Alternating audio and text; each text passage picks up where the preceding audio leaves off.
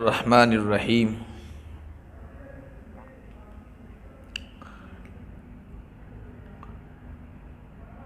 عن ابی ہریرۃ رضی اللہ عنہ قال قال رسول اللہ صلی اللہ علیہ وسلم یوشک الفرات ان یحسر او ان یحسر عن کنز من ذهب فمن حضر فلا یأخذ منه شیئا۔ حضرت ابو ہریرہ رضی اللہ تعالیٰ عنہ سے روایت ہے کہ نبی کریم صلی اللہ علیہ وسلم نے ارشاد فرمایا، قریب ہے کہ دریائے فرات سونے کے خزانے کو ظاہر کرے گا، تو جو شخص وہاں حاضر ہو، اس وقت موجود ہو، تو اس میں سے کچھ نہ لے۔ دریائے فرات یہ عراق میں ہے، کوفہ شہر کی نہر ہے، مشہور ہے، دجلہ و فرات بہت مشہور نام ہے۔ تو ایک زمانہ آگے ایسا آنے والا ہے کہ اس میں سے خزانہ نکلے گا سونے کا۔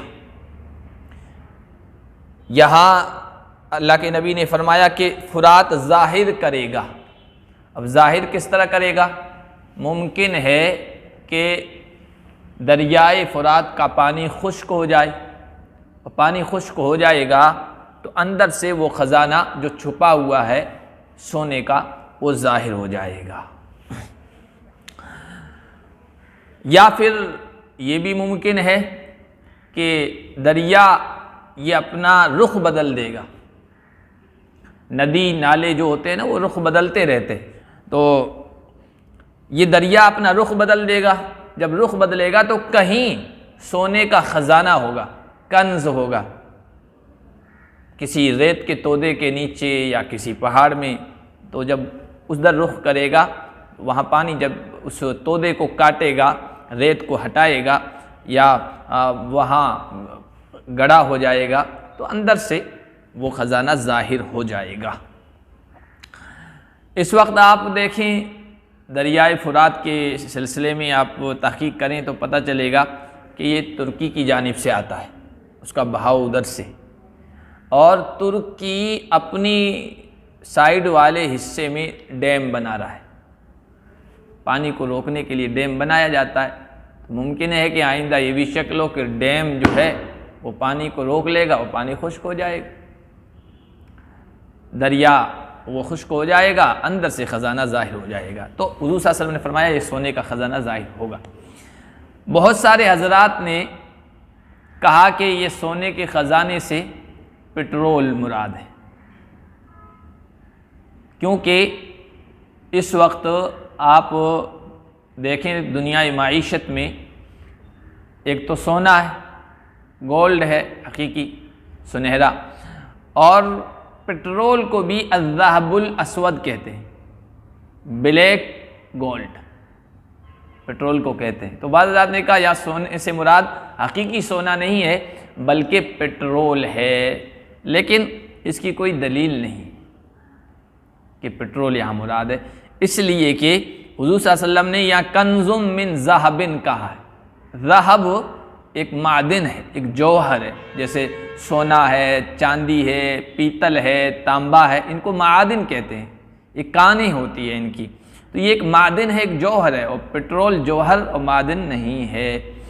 ایک تو وجہ اس کی یہ ہے۔ دوسری وجہ یہ ہے کہ اللہ کے نبی صلی اللہ علیہ وسلم نے یہ کہا کہ سونا ظاہر ہو تو کوئی اس میں نہ لے، اور پٹرول جو ظاہر ہوتا ہے یہ سمندر کے اندر کنووں میں بھی نکالا جاتا ہے، مشینری کے ذریعے سے، آلات کے ذریعے سے بہت نیچے سے نکالا جاتا ہے، اور سمندروں سے بھی نکالا جاتا ہے، سمندر سے بھی نکالا جاتا ہے۔ اب دریاؤں اور سمندروں سے پٹرول نکالا جا رہا ہے، دریائے فرات سے بھی نکالا جا رہا ہے، لیکن جب وہاں پٹرول نکالا گیا تو کسی عالم نے یہ نہیں کہا کہ یہ پٹرول مت لو، کیونکہ نبی پاک صلی اللہ علیہ وسلم نے منع فرمایا ہے کہ جو اس وقت موجود ہو وہ پٹرول حاصل نہ کرے، ایسا نہیں کہا۔ اس کا مطلب یہ ہے کہ یہاں سونا ہی مراد ہے۔ اچھا، یہ سونا جب ظاہر ہوگا، یہ خزانہ ظاہر ہوگا، تو اس وقت اس کا حال کیا ہوگا؟ لوگ اس کو حاصل کرنے کی کوشش کریں گے یا نہیں؟ وہ اگلی حدیث میں آیا، حضرت ابو ہریرہ ہی کی روایت ہے، فرماتے ہیں کہ اللہ کے نبی صلی اللہ علیہ وسلم نے فرمایا قیامت قائم نہیں ہوگی یہاں تک کہ فرات سونے کے پہاڑ کو ظاہر کرے گا. یا جبل ہے، جبل، یا تو واقعی سونے کا پہاڑ ہوگا یا پھر یہ کہ سونے کی کثرت کو پہاڑ سے تعبیر کر دیا گیا ہے. جب کسی چیز کی کثرت ہوتی ہے تو کہتا ہے ڈھیر سارا ہے، ڈھیر سارا کہتے ہیں، تو یہ کثرت سے تعبیر ہے پہاڑ. یقتتل الناس علیہ، یہ حضور نے فرمایا جب وہ ظاہر ہوگا تو لوگ قتال کریں گے، وہاں جنگ کریں گے اس کی وجہ سے. فَيُقْتَلُ مِن كُلِّ 199، ہر 100 میں سے 99 لوگ قتل کر دیے جائیں گے. وَيَقُولُ كُلُّ رَجُلٍ مِّنْهُمْ، یعنی لوگ اس کو حاصل کرنے کی کوشش کریں گے کہ خزانہ میرے ہاتھ میں آ جائے. ان میں سے ہر آدمی کہے گا لَعَلِّي أَكُونَ أَنَا الَّذِي أَنْجُو، ہو سکتا ہے کہ میں اس کو لے کر کامیاب ہو جاؤں، نجات پا جاؤں. اور یہ حرص ہوگی، یہ لالچ ہوگی جو انسان کو مروا دے گی.